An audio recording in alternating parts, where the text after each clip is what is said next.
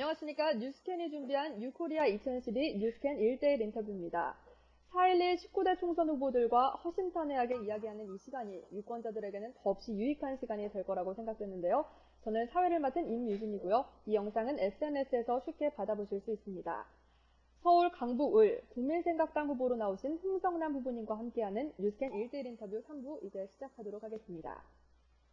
후보님. 예. 3부에서는 정치인으로서 후보님에 대해서 주목해보고자 합니다. 아주 기본적인 질문부터 드릴 텐데요. 후보님이 생각하시는 정치란 어떤 걸까요? 축약해서 좀 설명 부탁드립니다. 예, 알겠습니다. 우선 정치란 선공 후 사회의 정신입니다.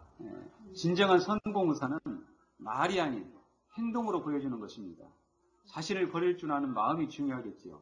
국민이 생활 속에서 정치를 의식하지 않도록 하는 것입니다. 의식주의 불편함을 느끼지 못하면 국민은 정치를 생각하지 않습니다. 그 반대의 경우에는 정치에 관한 관심이 증폭됩니다. 요즘과 같은 상황이죠. 결국 좋은 정치는 국민들로 하여금 정치를 공기와 같이 느끼게 하는 것입니다. 네, 공기처럼 있는지 없는지조차 모르게 하는 게 좋은 정치다. 마치 늘 곁에 있지만 우리가 의식하지 못하는 주변의 소중한 사람들을 떠올리게 하는 답변이었습니다.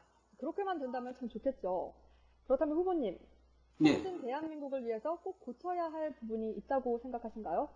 예, 네, 물론입니다. 네, 일단 선진화와 통일 문제에 대한 의식 전환이 필요합니다. 네. 선진국 진입 단계에서 경계해야 될 것은 복지에 대한 포퓰리즘입니다. 우선 빼먹기는 곶감이 달다는 말을 잊어서는 안 됩니다. 또한 조국 통일 문제에 대한 주변국의 의향에 좌우되면 안 됩니다. 우리가 주도적으로 통일 방안을 제시하고 4대 강국 간의 이익을 조율시켜서 주체적으로 이루려는 자세와 각오를 가져야 합니다. 두 번째는 양극화 해소입니다. 경제적 양극화와 도덕적 양극화는 단순히 삶의 질 저하의 문제에 그치지 않고 사람에게 절망감을 갖게 함으로써 미래에 대한 기대와 희망을 잃게 합니다.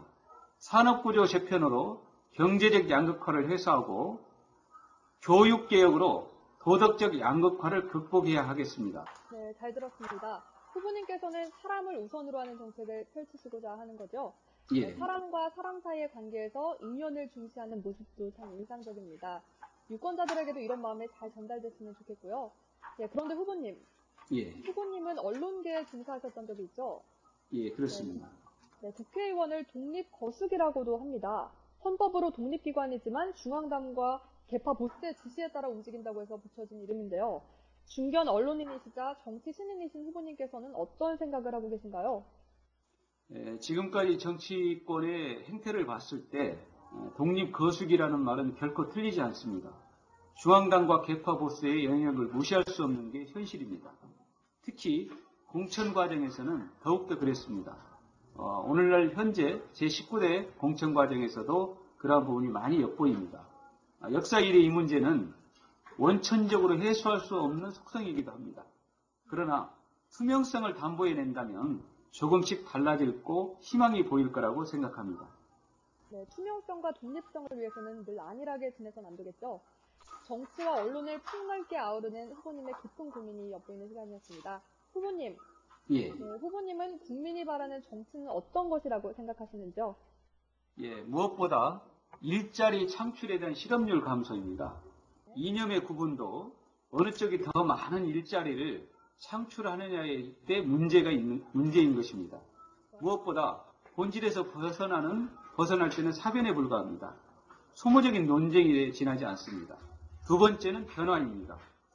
즉 기존의 질서, 양당 구조의 정치가 잘못됐다고 하는 것입니다.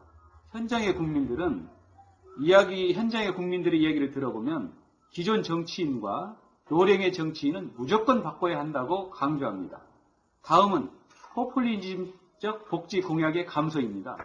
표를 얻기 위해서 선심성으로 복지 공약을 쏟아낸다면 곧 국가 재정은 파탄날 것입니다. 여야가 잘못된 복지 정책과 비용에 대해서 국민들은 잘못된 공약이라고 지적하면서 많은 걱정을 하고 있습니다. 네, 실업률 감소 그리고 변화, 포퓰리즘 복지 공약의 감소에 대해서 말씀해 주셨고요. 후보님께서는 정치인이기 이전에 생활인으로서 국민들의 생각을 참 간파하고 계신 것 같다는 생각이 듭니다. 그렇다면 우리 국민과 동떨어질 수 없는 문제이자 또 우리나라와도 결코 뗄 수 없는 문제에 대해서 얘기해보고자 합니다. 김정은 위원장 북한 체계에 대한 대응 방향을 놓고 전혀 다른 시각이 엇갈리고 있는데요. 앞쪽에서 김정은 위원장 북한 체제에 대해서 올바른 대응 전략은 무엇이라고 보십니까? 예, 보수와 진보라고 하는 각각의 이념적 관점에서는 김정은 체제를 제대로 볼 수가 없습니다. 중요한 것은 팩트입니다. 북한 주민의 굶주림과 인권을 있는 그대로 보면 다른 문제도 대대로 보입니다. 김정은 체제는 오래 가지 못할 것입니다. 남한 중심의 통일 전략을 세우고 북한을 발전시키는 프로그램을 만들어야 합니다. 그리고 북한 지도자들과 그 통일 방안을 협의하여 남북이 함께 미래를 여는 노력을 해야 합니다. 팩트, 합리적인 시각으로 사안 자체를 꿰뚫어봐야 한다는 말씀이시죠? 네, 예, 그렇다면 그렇습니다. 제가 또 북한에 관한 질문을 또 한 가지 드리도록 하겠습니다. 국가보안법에 대해서는 어떻게 생각하시는지요? 국가보안법은 존치되어야 합니다. 북한은 우리 동포가 지배하는 국가임에는 틀림이 없습니다. 그러나 엄연히 총뿌리를 겨누고 있는 적성국가입니다. 네. 국방에 대한 강화 문제는 아무리 강조해도 지나침이 없습니다. 국가보안법 적용에서 중요한 것은 앞서 말씀드린 것처럼 팩트 그 자체입니다. 네, 또다시 팩트에 대해서 강조해 주셨습니다. 다소 무거운 주제였을 텐데도 불구하고 잘 대답해 주셔서 감사드리고요. 네, 그러면 마지막으로 요즘 MBC의 파업이 참 한창인데요. 중견 언론인으로서 홍 후보님은 어떻게 보고 계신가요? 예. 언론과 정부는 역사 이래 불가근 불가원의 관계를 가지고 있습니다. 무엇보다 종사원들이 국민의 신뢰를 얻어야 합니다. 그 신뢰는 종사원들의 다이어트에서 시작이 됩니다. 종사원들의, 쉽게 말씀드리면, 네. 자기들이 잘 먹고 좀 더 많은 것을 가지기 위한 그런 어떤 조직을 키우고 또 여러 가지 시설을 확대하는 그런 부분을 현재보다는 좀 축소해야 된다는 의미입니다. 그리고 종사원들의 투쟁이 국민들의 눈에는 더 잘 먹고 잘 살기 위한 투쟁으로 비칠 수가 있습니다. 그럴 때 정권의 장악 논리는 공감을 얻을 수 없습니다. 따라서 파업 당사자들이 당근을 더 얻기 위한 것으로 비치는 것부터 바꾼 후에 대정부 투쟁을 해야 효과가 있다고 봅니다. 네, 정치인으로서 홍 후보님은 시인, 그리고 언론인으로서 홍 후보님과는 또 다른 면모를 가지고 있었습니다. 사람과 사람 사이의 인연을 중시하는 감수성을 가지셨지만 사안을 철저히 팩트로 여기고 또 접근하는 객관성 또한 가지셨는데요. 홍성남 후보님이 소중한 인연으로 간직하고 계신 강북구에서 주민들과 같은 길을 걸어갈 수 있을지 참 기대가 됩니다. 문학과 문화의 향기가 풍기는 강북구. 저도 참 궁금해지는데요.